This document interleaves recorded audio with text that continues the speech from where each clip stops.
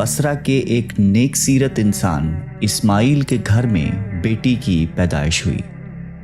گھر میں 3 بیٹیاں پہلے سے تھی، تاہم چوتھی کا نام رابعہ رکھا گیا۔ حضرت رابعہ بصری کا شمار اسلام کے ان پاک خواتین میں ہوتا ہے جن کی زندگی ابتدا سے انتہا تک درویشی اور بے نیازی کا مثال ہے۔ پیدائش کی رات آپ کے والد کے ہاں نہ تو اتنا تیل تھا کہ جس سے ناف کی مالش کی جاتی، اور نہ ہی اتنا کپڑا تھا جس سے آپ کو لپیٹا جا سکتا، حتیٰ کہ بدحالی کا یہ عالم تھا کہ گھر میں چراغ تک نہ تھا۔ اعوذ باللہ من الشیطان الرجیم، بسم اللہ الرحمن الرحیم۔ السلام علیکم ورحمۃ اللہ وبرکاتہ۔ ناظرین، امید کرتی ہوں کہ آپ سب خیر و عافیت کے ساتھ ہوں گے۔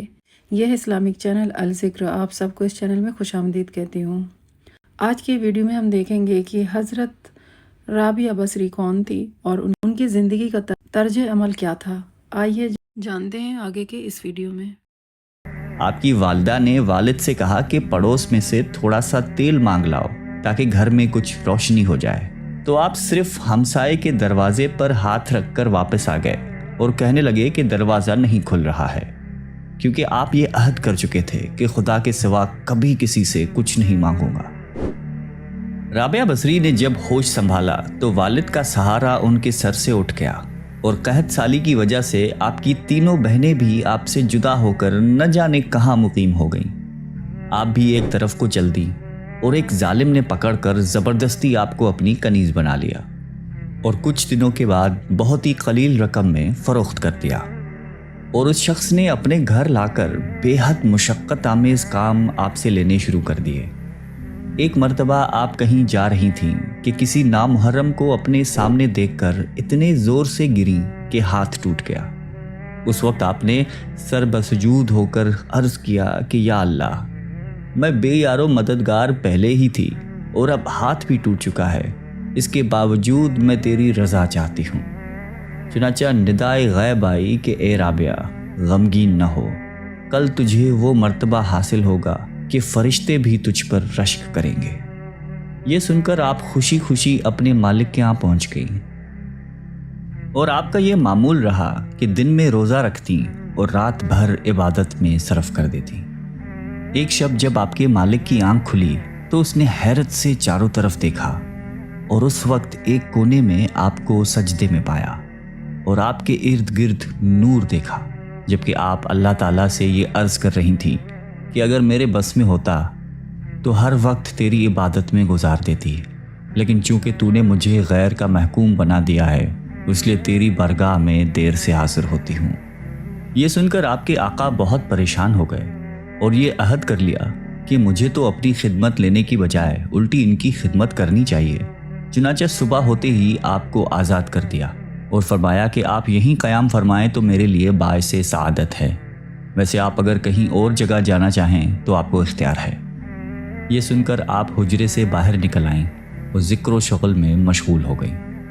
آپ شب و روز میں 1000 رکعت پڑھا کرتی تھی، اور گاہے بگاہے حضرت حسن بصری کے واعظ میں بھی شریک ہوتی۔ ایک روایت میں یہ بھی ہے کہ ابتدا میں آپ گھاتی بجاتی تھیں، بعد میں توبہ طائب ہو کر جنگل میں گوشہ نشینی اختیار کر لی۔ آپ نے علوم ظاہری حاصل کرنے کے لیے کوفے کا رخت سفر باندھ لیا، جو اپنے وقت میں بہت بڑا علمی مرکز تھا۔ وہاں سے پہلے انہوں نے قرآن حکیم حفظ کیا، اس کے بعد درویشی اور حدیث کی تعلیم حاصل کی۔ اتنی مہارت حاصل کی کہ آپ کا وعظ سن کر بڑے بڑے محدث اور فقیہ حیران رہ جاتے تھے۔ ان کی بارگاہ معرفت میں بڑے بڑے علماء اور صوفیہ حاضر ہوتے تھے۔ ان میں سر فہرست امام سفیان ثوری ہیں، جنہیں امیر المومنین فی الحدیث کہا جاتا ہے۔ اس کے علاوہ حضرت مالک بن دینار رحمۃ اللہ علیہ بھی حضرت رابعہ بصری سے نہایت عقیدت رکھتے تھے۔ حضرت رابعہ بہت کم گفتگو کرتی تھی، اگر کوئی سوال پوچھ لیتا تو مختصر جواب دیتی تھی۔ ہر بات میں قرآنی آیات کا حوالہ دیتی۔ جب لوگوں نے اس کی وجہ پوچھی تو فرمایا کہ انسان جو کچھ بولتا ہے فرشتے اسے لکھتے ہیں، اس لیے قرآن کی آیتوں کے سوا کچھ نہیں بولتی کہ کہیں میرے منہ سے بری بات نہ نکل جائے جسے فرشتے لکھ لیں۔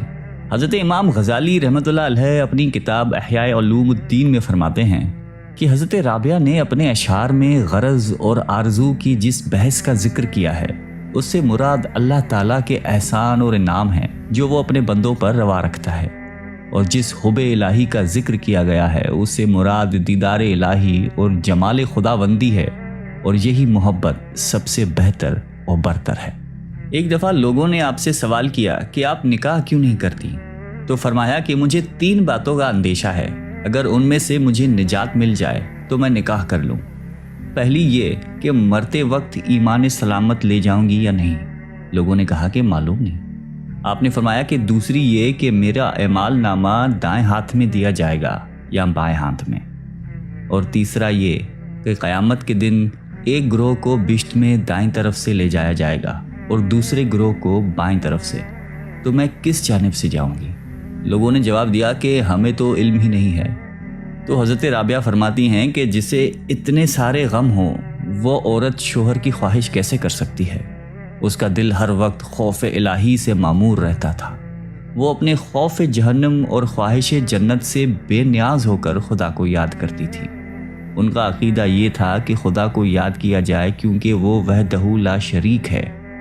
اس محبت کا مقصد باری تعالیٰ کی خوشنودی حاصل کرنا ہو، اس کا دیدار حاصل کرنا ہو۔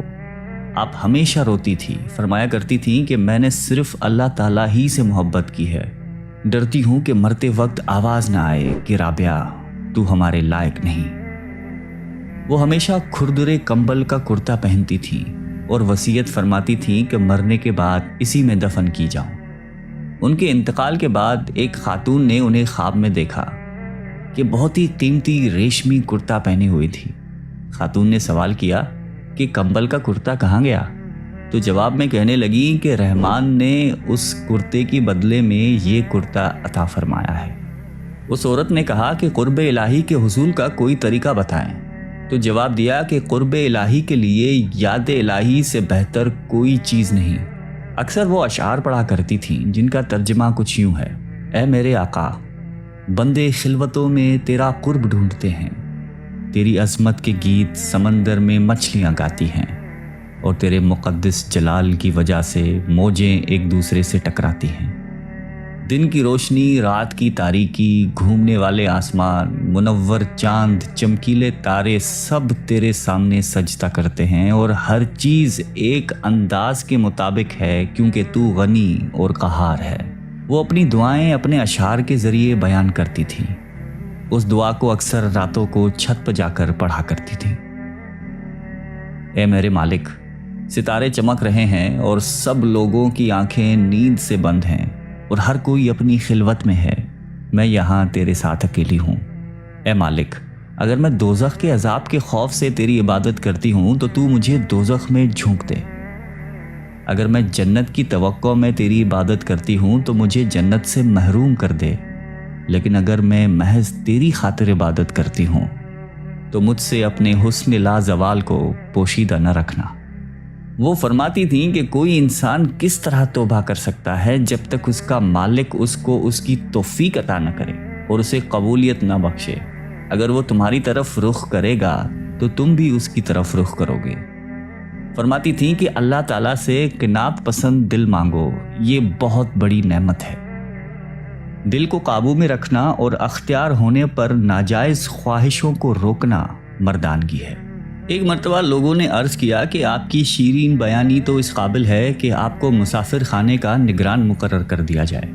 فرمایا کہ میں تو خود ہی اپنے مسافر خانے کی محافظ ہوں، کیونکہ جو کچھ میرے اندر ہے اسے باہر نکال دیتی ہوں، اور جو میرے باہر ہے اس کو اندر جانے نہیں دیتی۔ اس لیے مجھے کسی کی آمد و رفت سے کوئی سروکار نہیں ہے، کیونکہ قلب کی نگہبان ہوں، خاکی جسم کی نہیں۔ ایک مرتبہ آپ سے سوال کیا گیا کہ آپ ابلیس کو دشمن تصور کرتی ہیں؟ فرمایا کہ میں تو رحمان کی دوستی میں مشغولیت کی وجہ سے ابلیس کی دشمنی کا تصور ہی نہیں کرتی۔ عالم خواب میں حضور اکرم صلی اللہ علیہ وآلہ وسلم نے آپ سے فرمایا کہ کیا تو مجھے محبوب رکھتی ہے؟ تب رابعہ نے عرض کیا کہ وہ کون بد نصیب ہوگا جو آپ کو محبوب نہ رکھتا ہو، لیکن میں تو حب الہی میں ایسی غرق ہوں کہ اس کے سوا کسی کی محبوبیت کا تصور تک نہیں آتا۔ یہی وجہ ہے کہ میں کسی کی محبوبیت کا احساس تک باقی نہیں رکھتی۔ لوگوں کے اس سوال پر کہ محبت کیا شے ہے، آپ نے فرمایا کہ محبت ازل سے ہے اور ابد تک رہے گی، کیونکہ پورے عالم میں کسی نے اس کا ایک گھونٹ تک نہیں چکھا، جس کے نتیجے میں محبت اللہ تعالیٰ میں ضم ہو کر رہ گئی۔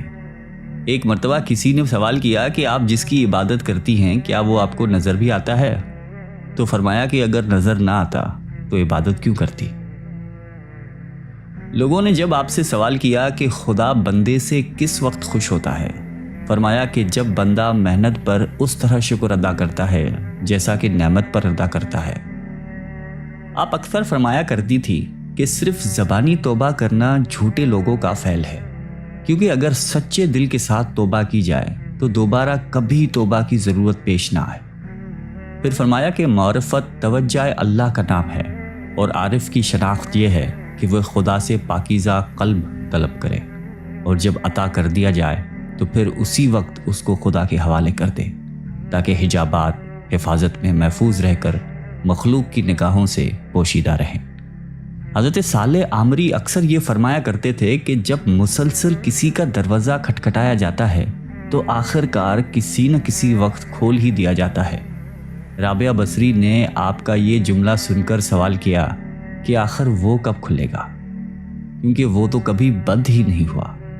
یہ سن کر حضرت صالح کو آپ کی دانش مندی پر مسرت ہوئی اور اپنی کم عقلی پر رنج ہوا۔ کچھ لوگ زیارت کے لیے حاضر ہوئے تو دیکھا کہ آپ دانتوں سے گوشت کاٹ رہی ہیں۔ انہوں نے سوال کیا کہ آپ کے یہاں چاقو چھری نہیں ہے جو دانتوں سے کام لے رہی ہیں؟ فرمایا کہ میں محض اس خوف سے چاقو چھری نہیں رکھتی کہ کہیں وہ میرے اور میرے محبوب کے رشتے کو منقطع نہ کر دے۔ ایک مرتبہ آپ نے 7 شب و روز مسلسل روزے رکھے اور شب میں قطعاً آرام نہیں کیا، لیکن جب 8ویں دن بھوک کی شدت کی نفس نے فریاد کی کہ مجھے کب تک اذیت دوگی، تو اسی وقت ایک شخص کھانے کو کوئی شے پیالے میں لے کر حاضر ہوا۔ آپ لے کر شمع روشن کرنے اٹھیں، اسی وقت گر کے ٹوٹ گیا۔ اس وقت آپ نے ایک دل روز آہ بھر کر اللہ تعالیٰ سے عرض کیا کہ میرے ساتھ کیا معاملہ کیا جا رہا ہے۔ ندا آئی کہ اگر دنیاوی نعمتوں کی طلبگار ہو تو ہم عطا کیے دیتے ہیں، لیکن اس کے عوض میں اپنا درد تمہارے قلب سے نکال لیں گے، اس لیے کہ ہمارے غم اور غم روزگار کا ایک قلب میں رہنا ممکن نہیں ہے۔ یہ ندا سنتے ہی دامن امید چھوڑ کر اپنا دل دنیا کی محبت سے اس طرح خالی کر دیا کہ جس طرح موت کے وقت مرنے والا امید زندگی ترک کر کر قلب کو دنیاوی تصورات سے خالی کر دیتا ہے۔ اور اس کے بعد آپ بھی دنیا سے اس طرح کنارہ کش ہو گئیں کہ ہر صبح یہ دعا کرتی کہ اللہ مجھے اس طرح اپنی جانب متوجہ فرما لے کہ اہل جہان مجھے تیرے سوا کسی کام میں مشغول نہ دیکھیں۔ حضرت عبد الواحد عامری بیان کرتے تھے کہ ایک مرتبہ میں اور حضرت سفیان ثوری رابعہ بصری کے مزاج پرسی کے لیے حاضر ہوئے تو کچھ ایسے مرطوب ہوئے کہ لب کشائی کی ہمت ہی نہیں ہو سکی، حتیٰ کہ رابعہ نے خود ہی فرمایا کہ کچھ گفتگو کیجیے، تو ہم دونوں نے عرض کیا کہ اللہ تعالیٰ آپ کا مرض دور فرما دے۔ رابعہ نے فرمایا کہ اللہ تعالیٰ آپ کا مرض دور فرما دے، اور میں اس عطا کردہ کرشمے کا شکوہ کیسے کر سکتی ہوں، کیونکہ یہ کسی دوست کے لیے بھی مناسب نہیں کہ رضائے دوست کی مخالفت کرے۔ پھر حضرت سفیان نے پوچھا کہ آپ کو کسی شے کی خواہش ہے؟ فرمایا کہ تم صاحب معرفت ہو کر ایسا سوال کرتے ہو، اور بصرہ میں کھجور کی موجودگی کے باوجود 12 سال سے کچھ کھانے کی خواہش ہے، لیکن میں نے محض اس لیے نہیں چکھی کہ بندے کو اپنی مرضی کے مطابق کوئی کام نہیں کرنا چاہیے، کیونکہ رضا الہی کے بغیر کوئی کام کرنا کفر کے ہم معنی ہے۔ پھر حضرت سفیان نے اپنی دعا کے لیے درخواست کی تو فرمایا کہ اگر تمہارے اندر حب دنیا نہ ہوتی تو تم نیکی کا مجسمہ ہوتے۔ انہوں نے عرض کیا کہ یہ کیا فرما رہی ہیں؟ آپ نے کہا کہ سچ بات کہہ رہی ہوں، کیونکہ اگر ایسا نہ ہوتا تو تم کم عقل باتیں نہیں کرتے، اس لیے کہ جب تمہیں یہ علم ہے کہ دنیا فانی ہے اور فانی شے کی ہر شے فانی ہوا کرتی ہے، اس کے باوجود بھی تم نے یہ سوال کیا کہ آپ کو کس شے کی خواہش ہے۔ یہ سن کر سفیان نے مہوے حیرت ہو کر بارگاہ الہی میں عرض کیا کہ یا اللہ میں تیری رضا کا جویا ہوں۔ رابعہ نے فرمایا کہ تمہیں رضا الہی کی جستجو کرتے ہوئے ندامت نہیں ہوتی جبکہ تم خود اس کی رضا کے طالب نہیں ہو۔ حضرت مالک بن دینار کہا کرتے تھے کہ ایک مرتبہ بغرض ملاقات رابعہ کے یہاں پہنچا تو دیکھا کہ ایک ٹوٹا ہوا مٹی کا لوٹا ہے جس سے آپ وضو کرتی ہیں اور پانی پیتی ہیں، اور ایک بوسیدہ چٹائی ہے جس پر ایک اینٹ کا تکیہ بنا کر سوتی ہیں۔ میں نے عرض کیا کہ میرے بہت سے احباب مالدار ہیں، اگر اجازت ہو تو ان سے آپ کے لیے کچھ طلب کروں۔ آپ نے سوال کیا کہ کیا مجھے اور تمہیں دولت مندوں کو رزق عطا کرنے والی ایک ہی ذات نہیں ہے؟ تو پھر کیا درویشوں کو ان کی غربت کی وجہ سے اس ذات نے فراموش کر دیا ہے؟ میں نے عرض کیا کہ ایسا تو نہیں ہے۔ فرمایا کہ جب وہ ذات ہی فرد کی ضروریات سے واقف ہے تو پھر ہمیں یاد دہانی دلانے کی کیا ضرورت ہے، اور ہمیں اس کی خوشی میں خوش ہونا چاہیے۔ مشائخین بصرہ میں سے ایک شیخ آپ کے ہاں جا کر بیٹھے اور بیٹھے بیٹھے دنیا کی شکایتیں کرنے لگے۔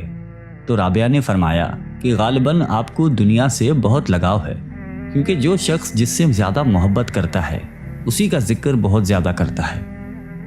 اگر آپ کو دنیا سے لگاؤ نہ ہوتا تو آپ کبھی دنیا کا اس کثرت کے ساتھ ذکر نہ کرتے۔ وفات کے وقت آپ نے مجلس میں حاضر مشائخین سے فرمایا کہ آپ حضرات یہاں سے ہٹ جائیں، ملائکوں کے لیے راستہ چھوڑ دیں۔ چنانچہ سب باہر آ گئے اور دروازہ بند کر دیا۔ اس کے بعد اندر سے یہ آواز سنائی دی کہ اے مطمئن نفس، اپنے مولا کی جانب لوٹ چل۔ اور جب کچھ دیر کے بعد اندر سے آواز آنا بند ہو گئی تو لوگوں نے جب اندر جا کر دیکھا تو روح قفس انصری سے پرواز کر چکی تھی۔ مشائقین کا قول ہے کہ رابعہ نے خدا کی شان میں کبھی کوئی گستاخی نہیں کی۔ جی ناظرین، آپ نے اس ویڈیو میں دیکھا کہ حضرت رابعہ بصری کتنی تقوی پرہیزگار تھیں اور اللہ کی رضا ہمیشہ چاہتی تھیں۔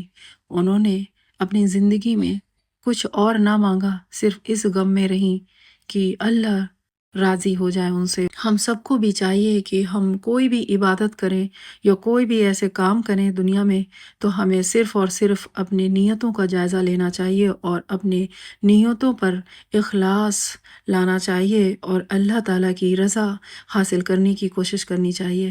اللہ سبحانہ و تعالیٰ سے دعا ہے کہ اللہ ہماری نیتوں کو خالص کرے اور ہم سے راضی ہو جائے۔